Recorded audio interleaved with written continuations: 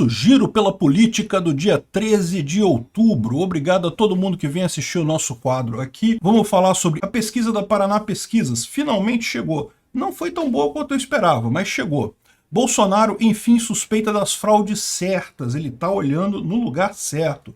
O Nicolas destruiu o Boulos na televisão, vamos falar sobre isso. E o Lula foi no Complexo do Alemão. Tem que tomar cuidado com isso. Muito mais notícias a gente vai falar aqui, né? Vamos começar com as pesquisas em si. O nosso agregador socialista aqui já até deu uma curvinha aqui, um pouquinho aproximando com o GERP e o Paraná Pesquisas, mas ainda está muito longe para o meu gosto isso aqui. Já está no empate técnico, né? A Paraná Pesquisas, em votos válidos, colocou o Lula com 51,9% e o Bolsonaro com 48,1%. Como a margem de erro é de 2,2 pontos percentuais, está na margem, estão empatados tecnicamente, estão quase iguais. Lembrando que a Paraná Pesquisas, de fato, foi a que mais se aproximou do resultado no primeiro turno, mas mesmo eles erraram por 2 pontos percentuais. Então, se você botar 2 pontos a mais para o Bolsonaro, o que significa 2 pontos a menos para o Lula, pronto, Bolsonaro ganhou. Então não tem sufoco nenhum nisso daí. A Paraná Pesquisa, repara como é que ela fica muito mais razoável que aquelas outras pesquisas que a gente estava vendo. Ainda está dando Lula na frente, porém, mas já está com um empate técnico. Já é uma posição bastante razoável aí dentro do que a gente espera, né? Lembrando que no segundo turno, meu amigo, não tem essa não. Se tiver 50,01%, ganha, né? Não tem essa não. Quem tiver um voto a mais que o outro, ganhou. Pode ser um voto a diferença. Realmente. Isso só reforça a importância da gente correr atrás de tentar virar voto daqui para frente, falar com as pessoas, distribuir mensagens. Tem um monte de iniciativa legal por aí. O pessoal tem feito esses pequenos trechos escritos com argumentos pró-Bolsonaro, sem ser... É importante lembrar, gente, não sejam ofensivos, não chamem o Lula de ladrão e coisa e tal, assim, de cara, né?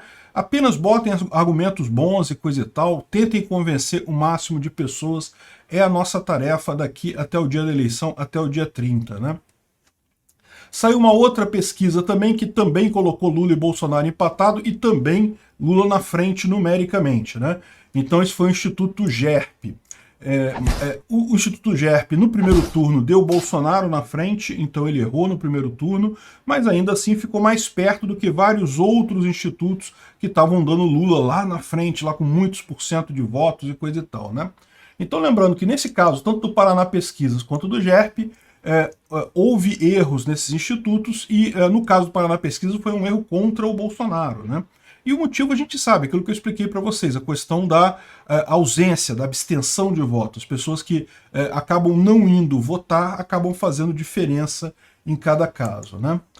O Eduardo Cunha está cravando que Bolsonaro vai ganhar a eleição com frente de 2 a 4 milhões de votos. Ou seja, é uma previsão ousada do Eduardo Cunha, porque Lula terminou o primeiro turno na frente por 6 milhões de votos, Bolsonaro terminaria agora com 2 a 4 milhões de votos na frente. É pouquinho voto em termo eleitoral, 2 milhões de votos aqui no Brasil não é nada, né? Para campanha de presidente não é nada. Mas é aquele negócio, não importa, se tiver um voto a mais ele já ganha. Então no final das contas não tem essa. Estamos aqui com o Eduardo Cunha nesse tema. O Eduardo Cunha, que diga-se de passagem, não conseguiu se reeleger para a Câmara, né? Ficou realmente muito queimado com o PT. Só falta agora a gente mostrar para o Lula que ele também está queimado com os brasileiros. Vai ficar em segundo plano, não vai conseguir se reeleger. A gente tem tudo para isso, apesar das pesquisas estarem apontando o Lula na frente. É aquilo que eu falei para vocês, quando chega no dia da votação mesmo, o público que vota no Lula, que diz que vota no Lula na pesquisa, muitos deles não vão votar mesmo, acabam desistindo, é o pessoal menos interessado em política. Quem vai votar de verdade é o pessoal que vai votar em Bolsonaro. Então, só depende da gente, Bolsonaro, ganhar essa eleição, né? E agora, eu gostei disso daqui. O Bolsonaro quer que os eleitores dele fiquem nas sessões até o resultado da eleição. O que ele está falando aqui? Ele está falando que o eleitor, ele está pedindo aos eleitores dele que quando chegarem na sessão para votar, fiquem ali até o fim da sessão, até fecharem as urnas. Por que isso? É um dos golpes que eu avisei para vocês que pode acontecer. É o que eu falo para vocês. Eu acho que a urna, não tem golpe na urna por um motivo muito simples. Ali é onde todo mundo olha, todo mundo presta atenção. É muito difícil você fazer algum golpe se está todo mundo prestando atenção naquele ponto específico. Então, eu não creio que tenha problema na urna.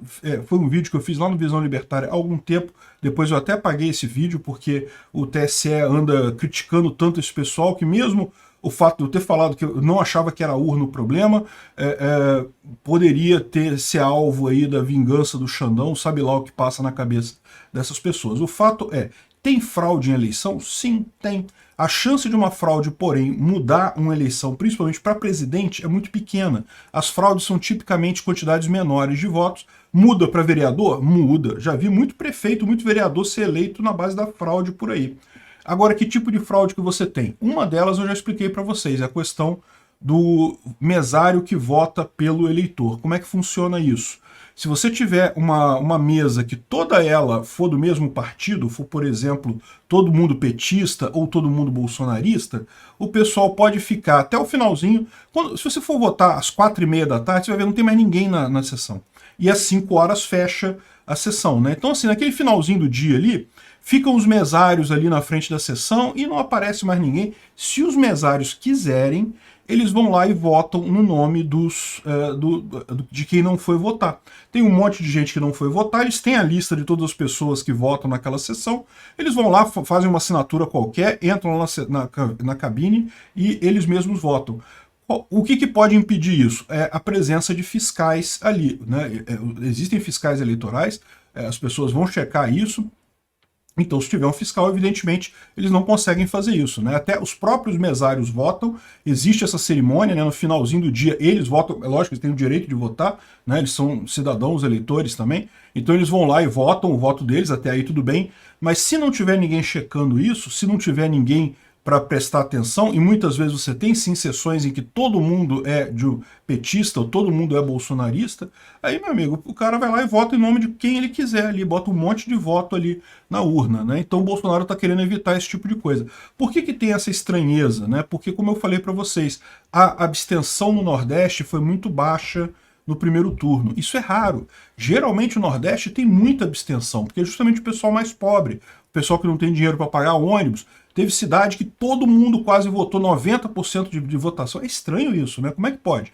As explicações que tem para isso um deputado foi lá caçar o eleitor para forçar ele a votar, foi lá na casa do eleitor, deu dinheiro para o eleitor votar, aí, ou seja, o cara vai, né? Aí o cara vai, com muita força o cara vai. Outra alternativa é esse tipo de fraude. Ficaram os mesários até o final. Quem que não votou aqui? Tem esse monte de gente que não votou, sai votando no nome daquelas pessoas. Não tem como descobrir isso.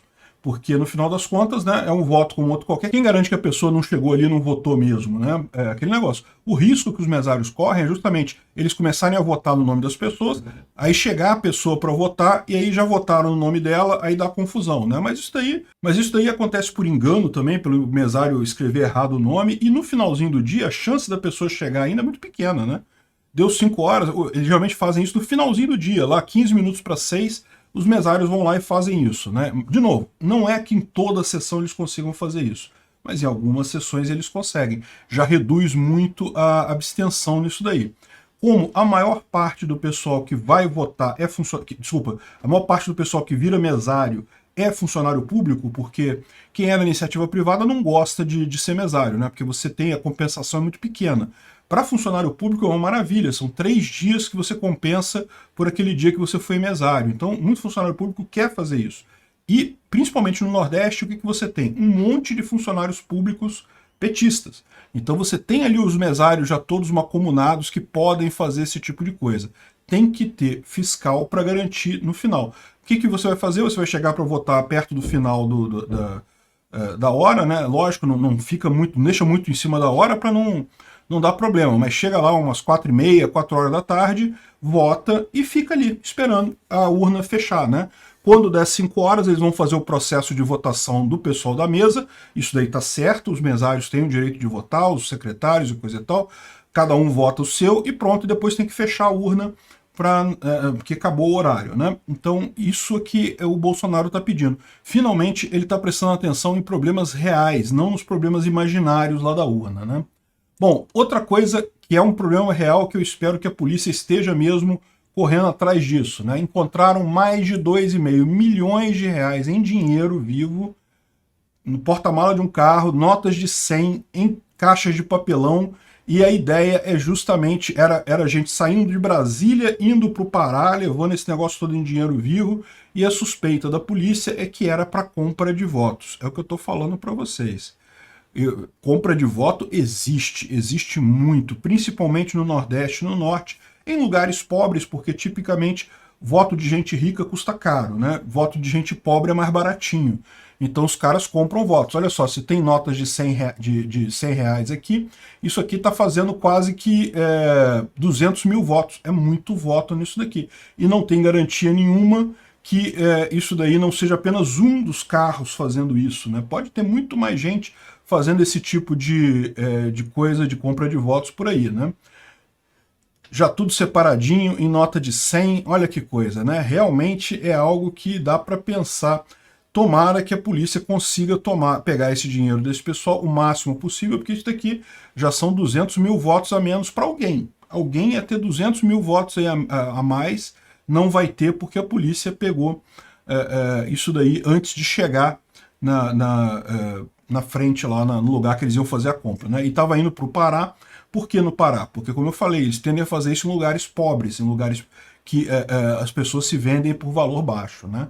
Eu acho 100 reais até caro, tá? Eu imagino que eles ainda iriam trocar essas notas, porque no interior eu compro voto com 10 real, 20 real, mas 100 reais parece um valor razoável, dá para comprar bastante voto com isso daí ainda, né?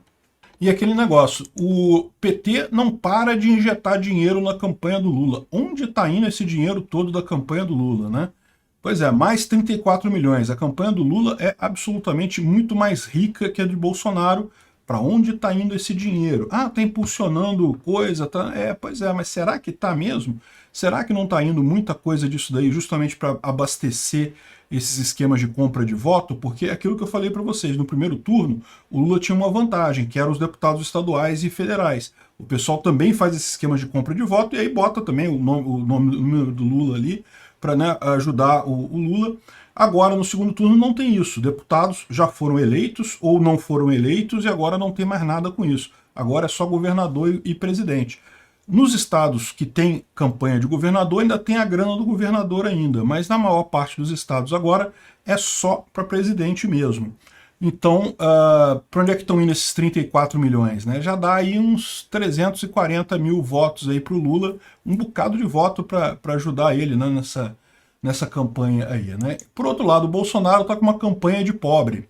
Segundo os aliados do presidente, as doações são poucas e apenas 40% das do Lula. Só que o que eles esquecem de falar aqui, que o Lula tem muito mais dinheiro do que o Bolsonaro, não por questão de doação. O Lula tem muito mais dinheiro por questão de fundão eleitoral, né? O Bolsonaro, como ele ficou restrito ao PL, ele não pode usar a grana de outros partidos para presidente, do PP, republicanos e outros partidos que vieram com ele. O Lula usa a grana do PT, que é realmente maior nesse caso, né? Por isso que o Lula tem mais dinheiro, por causa do fundão eleitoral. No final das contas, os deputados acabaram dando essa ajuda ao Lula com esse fundão absurdo, né? Bom, no Espírito Santo parece que o problema não está bom para o Lula não, hein? Porque os dois candidatos lá, embora um deles, o Casagrande, seja em tese apoiado pelo Lula, seja até do partido do Alckmin, né? Renato Casagrande é do PSB, ele está concorrendo com o Manato, que é do PL, só que o que acontece? Ele está evitando usar o nome do Lula, porque justamente sabe que perderia votos lá no Espírito Santo.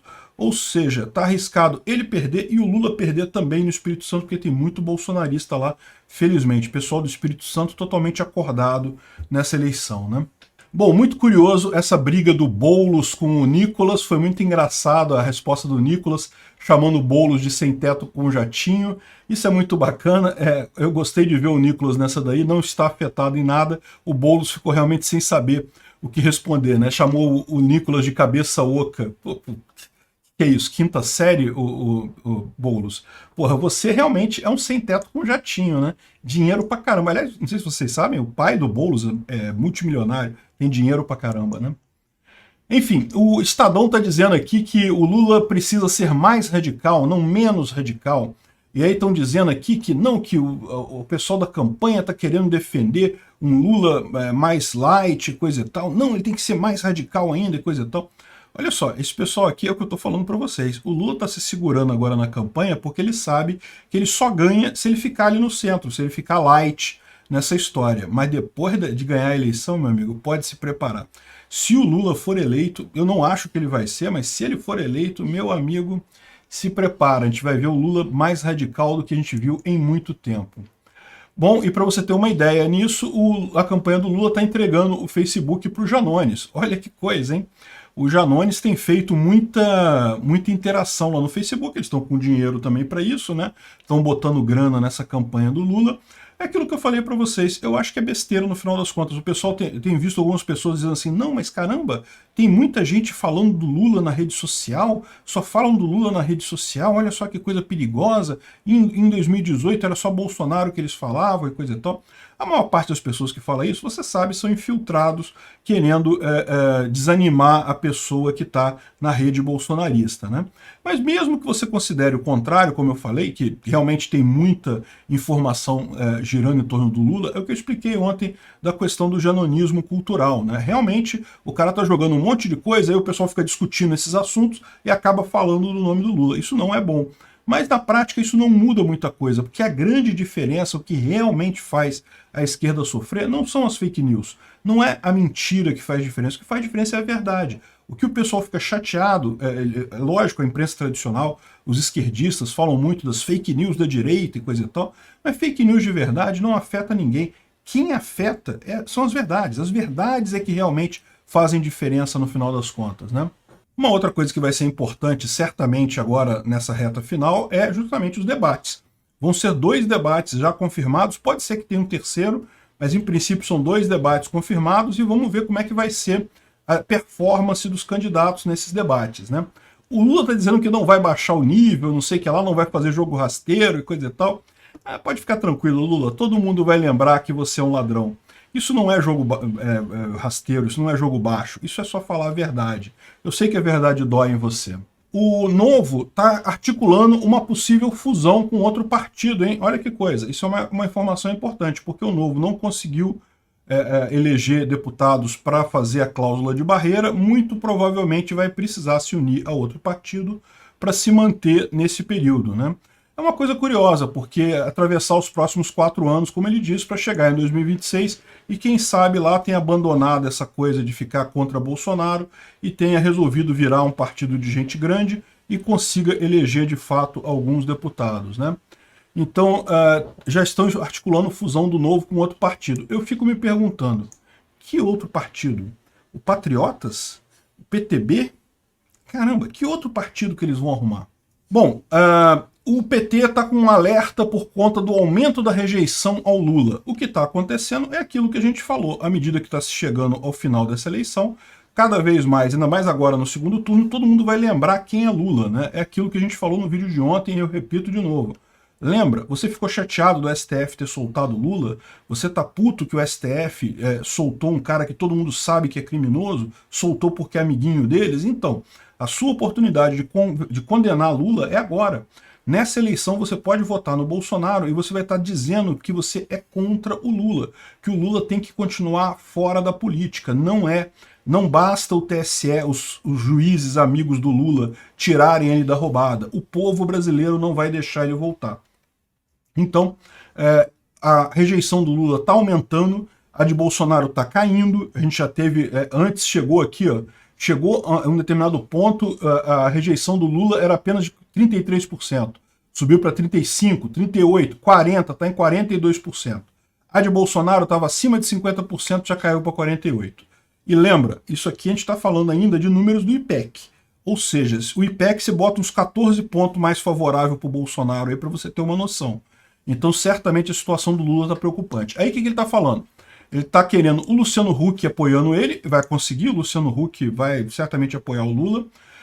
O Romário falou que não. O Romário falou que apesar... Ele ficou chateado com o Bolsonaro, porque disse que Bolsonaro acabou apoiando o Daniel Silveira na eleição aqui para o Rio, coisa e tal. Eu não vi isso não, na verdade o Bolsonaro falou que apoiava os dois e coisa e tal. Mas Romário falou que vai ficar do lado de Bolsonaro, decretou voto no Bolsonaro.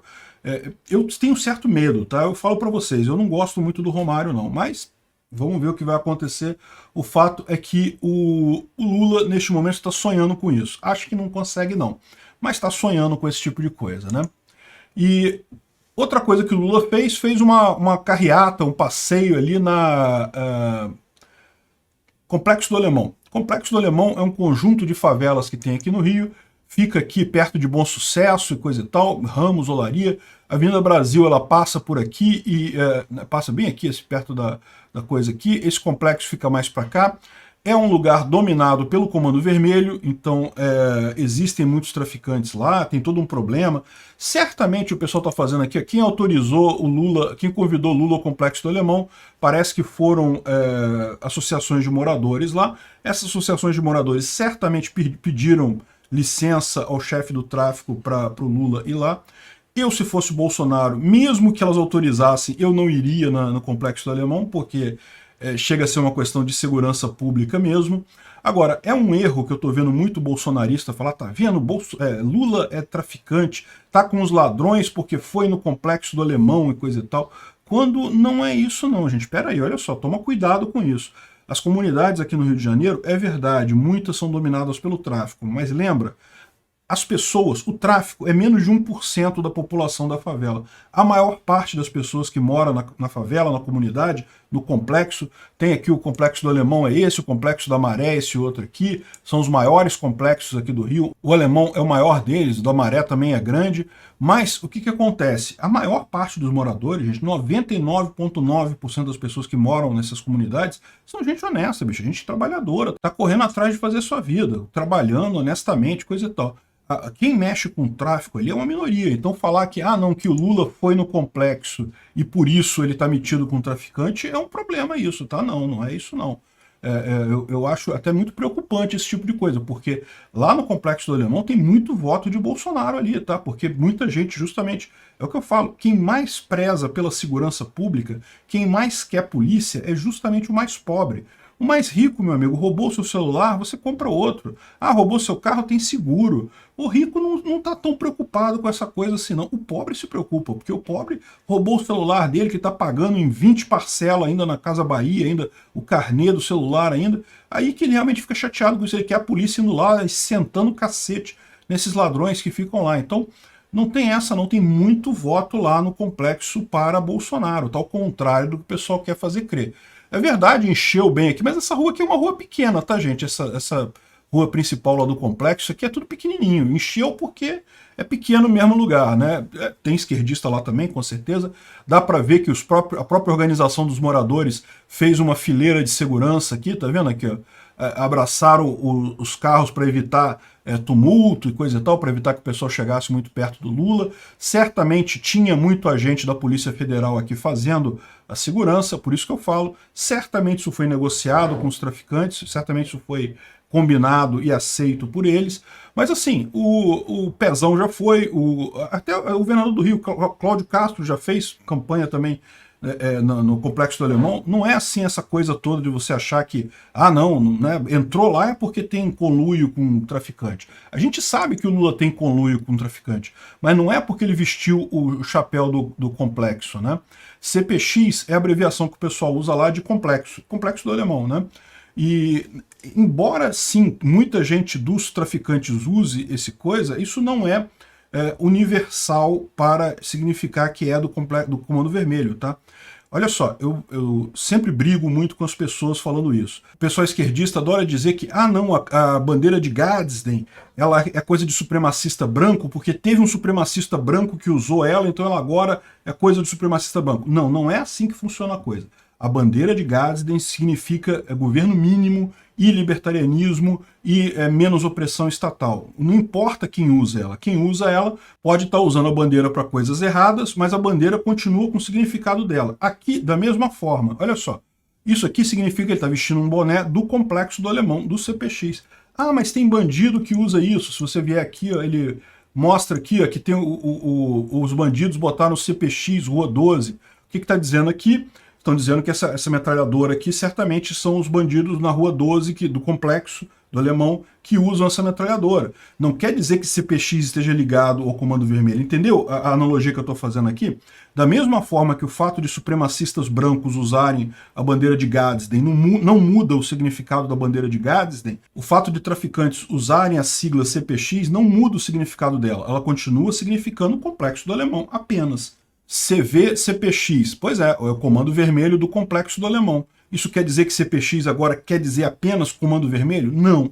CPX quer dizer apenas complexo. Tem que tomar cuidado. As coisas significam o que elas significam. O fato de alguém usar um símbolo, uma sigla, alguma coisa, não muda o significado dessa sigla.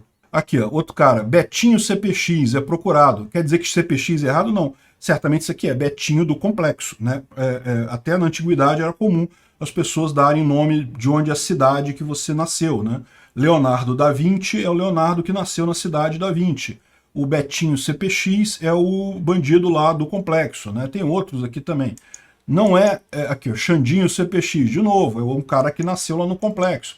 Então tem que tomar cuidado com isso, porque o pessoal está querendo associar CPX ao Comando Vermelho e até os moradores lá do complexo ficam chateados com isso. Por quê? Porque não é isso. CPX que significa apenas Complexo do Alemão. É a sigla de Complexo do Alemão. O Comando Vermelho usa essa sigla? Usa. Quer dizer que seja do Comando Vermelho? Não, não é. É a mesma ideia da bandeira de Gadsden, de outros símbolos que a esquerda adora espinafrar também por aí, né? Enfim, o Lula, nessa visita dele, ele fez uma visita ao Comando Vermelho? Não, ele fez uma visita ao Complexo do Alemão. Agora, isso não quer dizer que não tem alguma ligação ali. Como eu falei, para ele entrar lá no complexo, ele teve que pedir permissão ao Comando Vermelho, você pode ter certeza. O Comando Vermelho daria essa permissão para Bolsonaro só se fosse para botar uma armadilha ali e tentar matar ele. E outra coisa, lembra, Comando Vermelho, o vermelho do Comando Vermelho surgiu exatamente dos socialistas, tá? Lá no presídio da Ilha Grande, que foi um presídio muito grande que havia aqui no estado do Rio até os anos 1980, em 80 que ele foi desmontado, mas durante o período militar, os traficantes de mais alta periculosidade eram mandados para esse presídio, né? Fica em Ilha Grande, uma ilha, então é difícil das pessoas fugirem. E, além disso, também o regime militar mandou muito preso político para lá. Então ficou no mesmo presídio o pessoal que fazia o tráfico de drogas no Rio de Janeiro e o pessoal da esquerda revolucionária brasileira, que tinha feito curso de guerrilha em Cuba, na União Soviética, que tinha aprendido técnicas de guerrilha e tudo mais. Esses dois grupos ficaram lá, e dessa união que surgiu o Comando Vermelho. O Comando Vermelho é justamente a aplicação das teorias socialistas e da guerrilha socialista com o tráfico de drogas. Foi onde surgiu isso aqui no Rio de Janeiro. O CV foi a primeira grande facção criminosa, depois surgiram outras, surgiu o ADA, surgiu o Terceiro Comando, surgiu o PCC lá em São Paulo, mas o Comando Vermelho foi o primeiro, e ele surgiu exatamente disso. O Comando Vermelho é socialista, apoia o Lula, como, diga-se de passagem, a maior parte dos outros chefões do tráfico aqui no Brasil, pelo motivo óbvio que Lula pegaria mais leve com eles do que Bolsonaro pega na cadeia, né? Outra coisa que tem que lembrar é isso daqui, né? A vitória de Lula vai ter uma retomada das grandes mobilizações do MST, é o que diz o Stedley. Pode esperar que vai ter muita invasão de terra, muita confusão, já está tendo até, inclusive é impressionante isso. O mero fato do Lula estar perto de ganhar, eles já estão iniciando esse tipo de coisa, né? Pode ter certeza, a gente vai passar maus bocados aí na hipótese de uma vitória do Lula. É o que eu digo, ainda acho pouco provável, mas fique esperto, corre atrás de trazer voto para o Bolsonaro, porque a coisa não vai ser bonita se o Lula ganhar não, né? Bom, e tem uma outra coisa que está acontecendo, a gente falou ontem sobre o caso do Paulo Dantas, o governador lá de Alagoas, que foi alvo de uma operação especial, e aí o PT está dizendo que teme uma ação política da Polícia Federal contra o Lula e aliados à véspera do segundo turno. Segundo eles dizem aqui, a operação contra o Paulo Dantas foi claramente política, apoia o Lula e é apoiado pelo Renan Calheiros, Mas é aquele negócio, a gente viu isso, que até o Moraes cobrou explicações à PF pela abordagem contra o aliado do Renan, lá, coisa e tal. Mas a gente viu isso que, olha, a coisa é feia mesmo, tá? O Paulo Dantas lá em Alagoas teve mesmo coisa muito estranha, o patrimônio dele aumentou 6 vezes em 4 anos, né? 500% de aumento em 4 anos. A coisa realmente é muito estranha ali, tem muito evento, muito indício de que realmente é uma quadrilha que está organizando ali, né? Então, assim, o PT está com medo disso? Pode ser que esteja com medo com razão, pelo motivo simples de que você sabe que quem é aliado do Lula, meu amigo, é a galera da roubalheira mesmo, não tem essa não. É o pessoal da ladroagem mesmo. Pode ser que façam uma ação contra o Lula agora nessa reta final? Pode ser, eu não duvido não. O governador afastado de Alagoas contratou justamente o advogado do Lula para defender ele, viu? Ele é unha e carne mesmo, é tudo juntinho. Tamo junto nessa. E o Zanini, você sabe, realmente a chance de livrar a cara do cara é grande, né? Mas é aquele negócio, vai ser estranha essa eleição aí. E aqui uma última ótima notícia. Paulo Guedes vai continuar como ministro da Economia no segundo mandato do Bolsonaro. Isso já era meio óbvio, todo mundo já achava isso. Mas Bolsonaro colocou agora claramente que sim, que ele sendo reeleito, ele vai trazer de novo o Paulo Guedes para o segundo mandato dele. Excelente notícia isso.